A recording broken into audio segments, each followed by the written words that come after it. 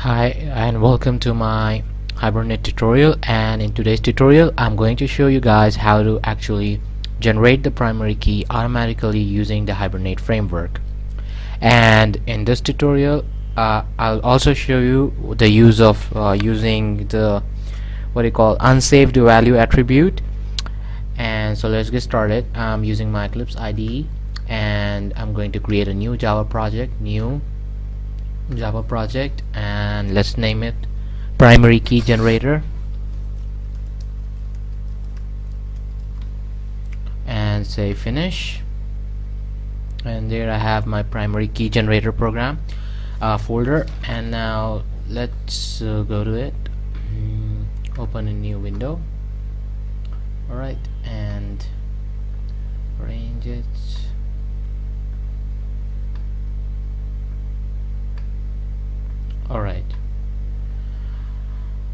Alright, so let's start with the program. New, I need Hibernate configuration file.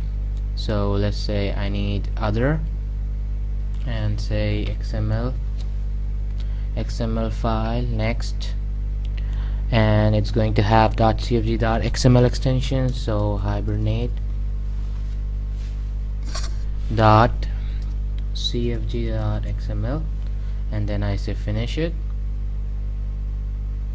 Alright, and since I'm going to use the same table, I can copy this from my previous examples, any of my previous examples. So let me open my previous hibernate.configuration file, and I have to copy this, copy, and go to my new project and paste it over here. And I don't need this one, creating table property. Alright, so we have the connection to our database, we have auto commit disabled, and then I have the tree properties to actually display my SQL query, which is going to be generated by the Hibernate framework. And then I have the mapping file, which I didn't make a mapping file in this project, so I'll map it later. Now the next thing I need is the class, or the Pojo class. Now the table which I'm going to use is the student table, and this is the same student table which we used in our previous programs. So select star from student, and then run the query, and there I have my student table. And so I need to create a mapping file. So let's say new, I need a class, and the class name is going to be student.java. so it's going to be student, and then I'm going to finish it. And then I'm going to my previous projects which I did and get the student.java. Alright, student.java file from here. I have source. Alright, I have I created this Pojo class in previous example, so I'm going, and since I'm using the same table, the Pojo class will remain the same. So I'm using this same Pojo class, copying it up and pasting it in my present project, and save it. So the student Pojo class has two attributes. The first one is an ID, which is the primary key and of type integer, and the second one is a name, which is of type string. And then we have the empty there is going to be an empty constructor, and that's the empty constructor public student. And then I'm going to have the setter and getter methods for the individual attributes.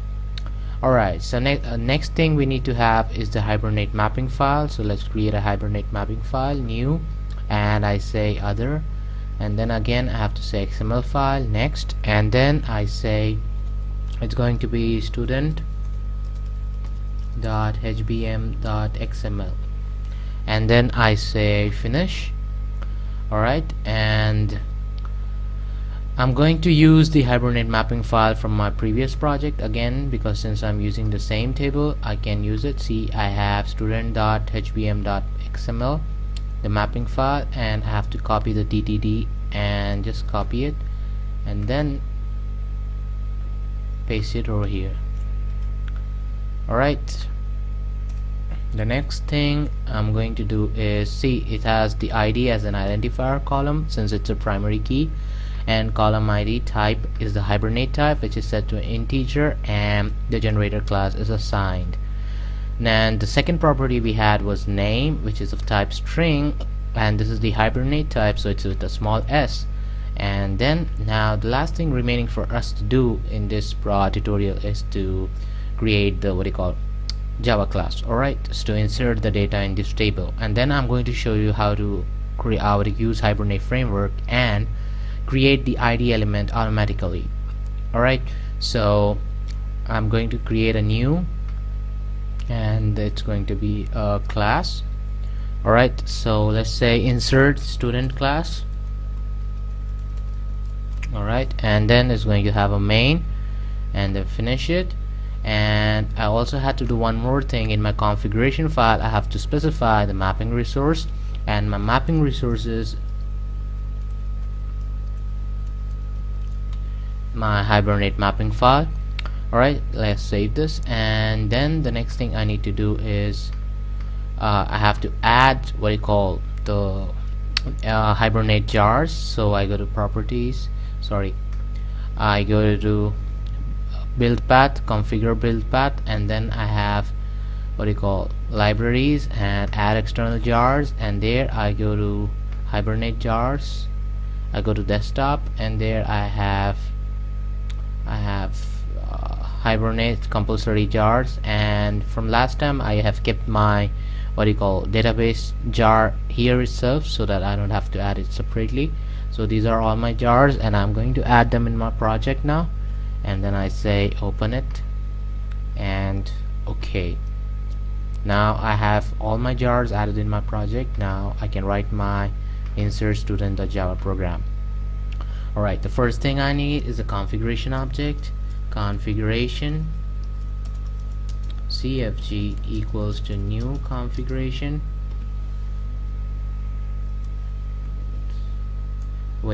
Configuration. Alright, cfg equals to new configuration. Alright, and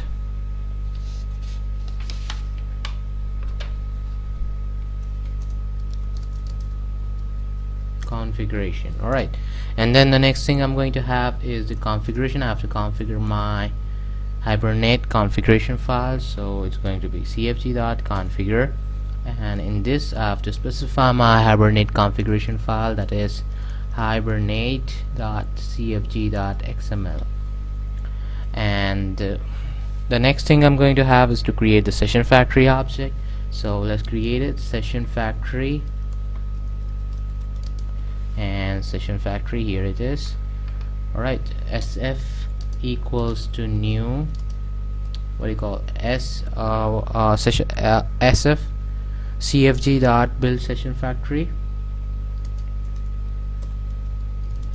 Alright, build session factory, and then I have to create session. Alright, so session s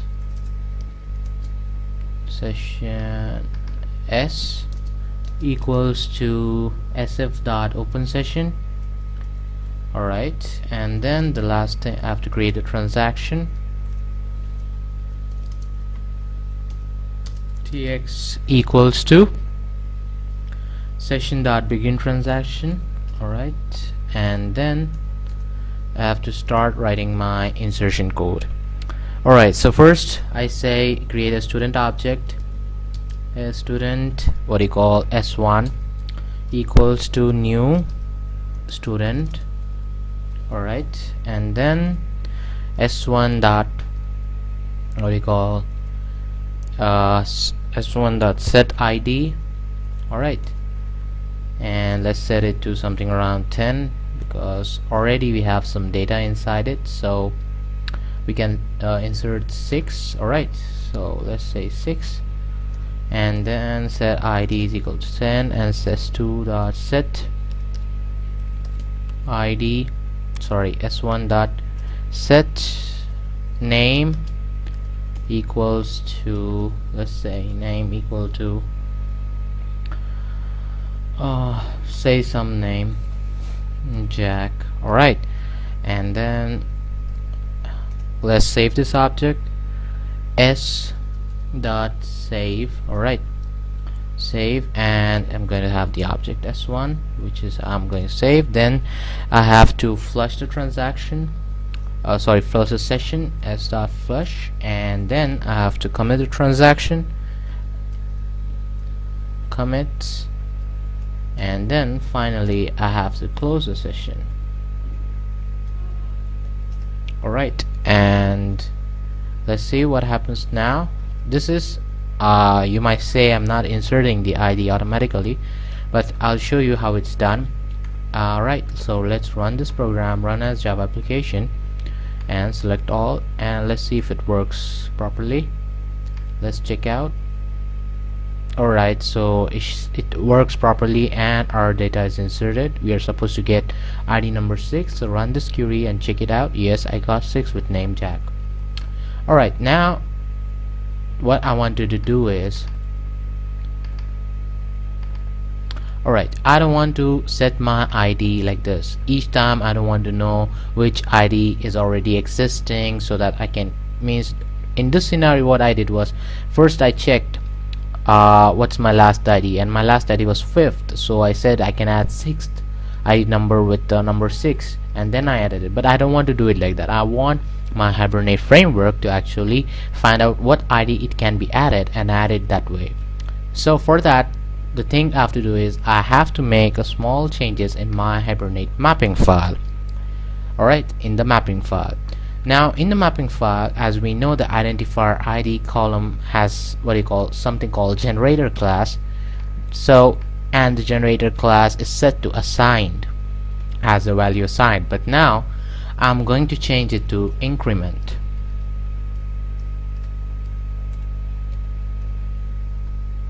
Alright, so let's save this, and now I'm going to insert a new record with the name Brad. Alright, Brad 222. Alright, this is the name, and I'm not going to set any ID for it. And what it's going to do now, since I have kept in my Hibernate mapping file the generator class assigned or generator class value to increment, it's going to get my ID from my table available and increment this ID and use that ID for the new record. So my last ID is 6, and I'm not setting any ID for my Brad222 object. Alright, set name, and for this record there's no ID. I want my Hibernate framework to set the ID. Now let's see what happens. Run as Java application. Alright, save this and let's check out. See, it actually select maximum ID from student. What it did was, first, and this is done by our framework, what our framework did was, since I actually in my mapping file I specified that the generator class is increment, it first used the select query and found the maximum ID from my student table. Alright, and the maximum ID in my student table was 6. Alright, and it has the value Jack. So what it did, first it got the max value, and the max value in my table, it's 6. And now using that value, it incremented that value and inserted the new record with an incremented value in the student table. Now the increment, first it got the max value 6 and it incremented this value that became 7, and it inserted the new record with ID 7.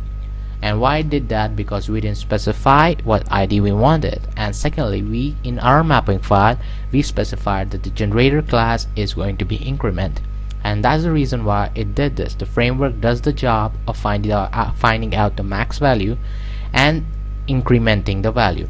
So this is one of the great application of Hibernate framework. Now let's check out, did we get our new record? Run this and run it again. There I have my ID 7, Brad, and the name Brad222. Now if I show you the client code, alright, see here I just set name, there is no set ID over here, and then I save the object, and the Hibernate framework does the job of finding out the max ID for us and incremented the max ID and using that ID for our S1 object to insert the record. Now similarly, if I add new set new name, and I say it's like Bill Gates, alright, and run this program. Now again, what happens around here is, first it finds the max ID. Alright, the max ID right now is 7. Then it increments that ID, which becomes 8, and then it uses this 8 to insert the new record. See, first it found the max ID from the student table, and using this max ID it found the new ID which it has to use, which is that to insert along with the name we provided it with. So the record we now get is 8, and the name is gonna be Bill Gates. Run this again, and there you have record number 8 with name Bill Gates. So this is how it actually works. Now the second thing I want to tell you guys is, I can also have, instead of the increment value here, I can have many kinds of values, and I have provided the list of values the generator class can have in the website. And now another value which is generally used is a sequence, where I have a list of sequence numbers in my database table. Alright, in my database, alright, I have created a sequence, and based on the sequence I have to assign it the sequence. What's the sequence? Alright, so it goes like param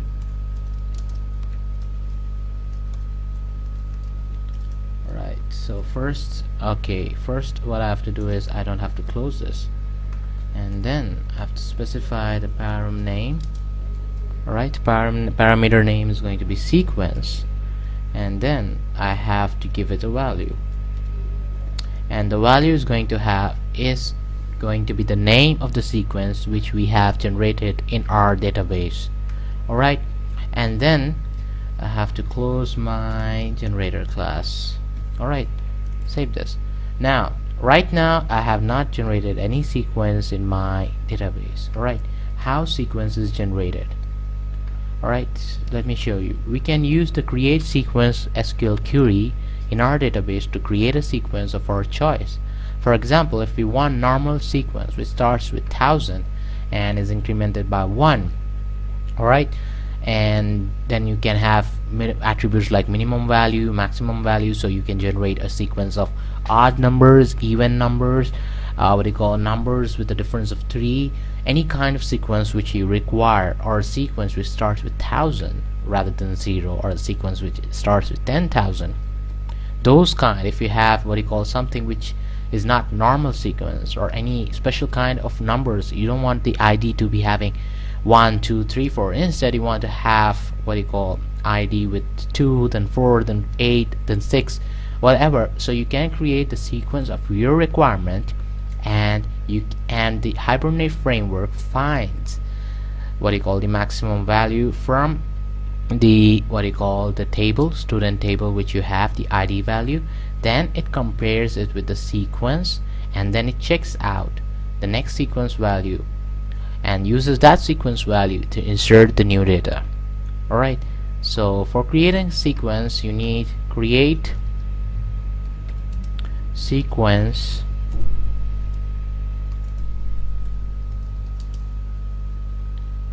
seq_student. Alright, so I'm creating a normal sequence which starts with 1, 2, 3, 4, 5, 6, 7, 8, 9, 10 and goes so on.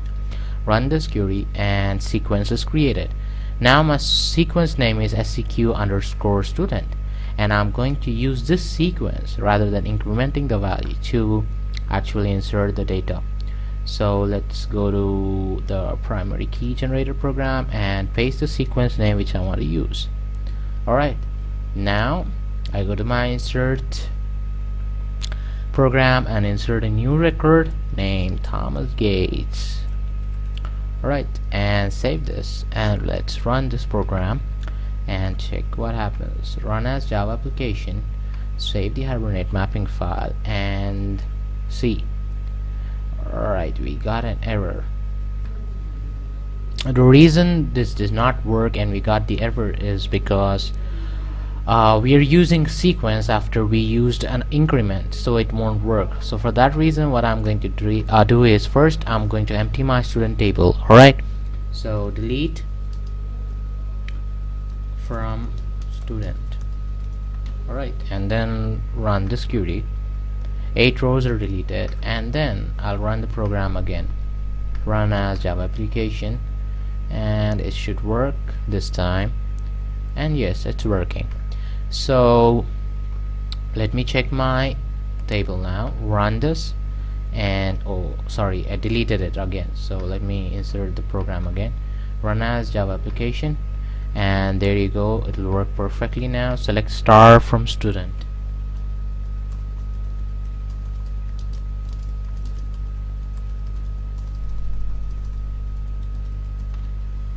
and say run this, and there I have ID number 4 with what I call Thomas Gates. And then I want to insert the next value. Alright, and let's say it's Bill, and run this again. Run as Java application, save as, okay, and then you get the number 5, and then I got Bill. And there, the reason what happened why we got 4 and 5, because when I ran the program before, I ran it 2 times and I got the error, and it incremented those 2 or 3 times and it started with 4. So it's no problem.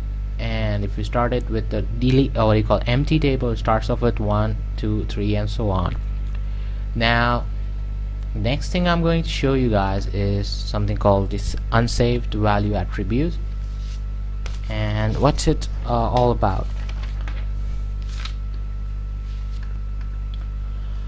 What it covers is it uses the save or update. Unsaved value attribute is about save or update. So first make the save or update. Alright, and then remove this. Alright, save this, and then in my mapping file I have to specify my unsaved value attribute. Alright, so the unsaved value attribute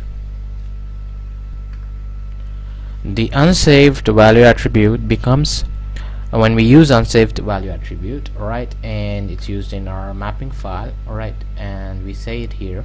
Alright, ID and unsaved value equals to 2, for example, or let's say it's 4. Now what happens is, if I'm inserting student data, alright, and I have one more type called I'm setting ID manually here.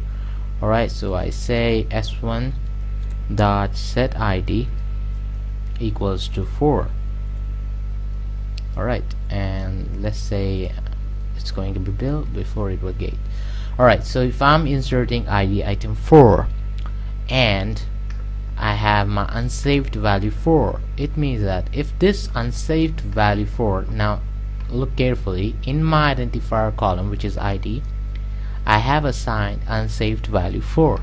Alright, which means that if I am setting an ID of 4 and this 4 matches the unsaved value attribute, alright, then my save or update becomes save. Alright, and if it does not matches the unsaved value attribute, it becomes update. So now I'm having 4, okay, and I have name Bill, and in my mapping file I have kept the unsaved value attribute 4, and now I'm going to insert this. So according to how it works is, this 4 is going to match this 4, the unsaved value attribute, and therefore the save or update should become save. Now run this program and check it out. Run as, okay, Java, and there you go, it's become save. Now as you know, save always creates insert Curie, alright, and the update always creates the update query, so it became save. Alright, now you can check out the run this, and you have number 6, which is bill. Now what happened here is it overrided our what you call the ID we set it. Alright, we told it to keep the ID number 4, but what it did was it matched it with the unsaved-value attribute, and it created an insert query using the what you call ID generated by the sequence rather than given by us. Now what happens if it does not matches the set ID attribute, and I use something called 6 and I say it's bad? Alright, and save this and run this program, and therefore now the set ID 6 does not match my unsaved value attribute, and therefore it should create an update query. Run as for better explanation, let me say I use 5, which is bill. Alright, here in my table I have ID 5 and name as bill, so I'm going to say run as Java application, say OK. Now it's going to create an update what you call attribute, and since it's using an update attribute, it's going to update our already available record, which was number 5 with name bill, and it has to update this to bad. Alright, and it's updating because the unsaved value attribute we kept here did not match what you call the ID we gave to it. So, and when in updation we don't need the sequence to actually find out what happened to find out the next value in the sequence, so it only created one query, the update query. And so let me show you the output of this program and run this, and there you have the bill got updated to bad. Alright, thank you for watching today's tutorial, and in the next tutorial probably I'll be showing you how to use the HQL queries, that's the Hibernate query language. And thank you for watching.